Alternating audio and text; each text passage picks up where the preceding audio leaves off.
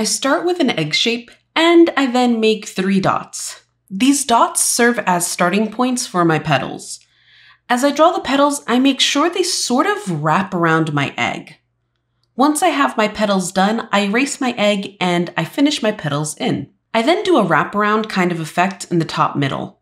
And then I finish by drawing in my stem below with some leaves and thorns.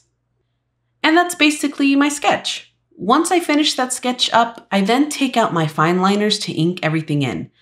And as always, you can find a list of all my frequently used supplies in the description below. When inking, make sure to take your time so you don't mess up. There's no need to rush at all. Once I finish that all up, I take out my alcohol markers to color everything in. I'm sticking with the traditional colors for a rose, which just means I'm doing red for my petals and green for my stem and leaves. But of course, rose petals come in many different colors, so feel free to mix it up when it comes to coloring.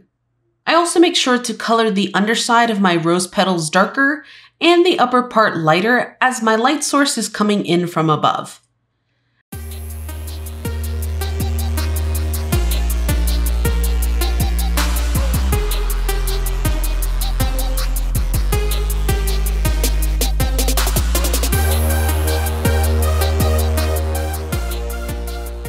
And that's basically it.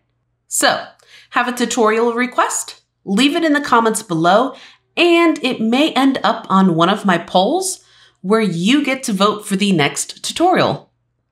Also, if this tutorial helped you out, then leave a like.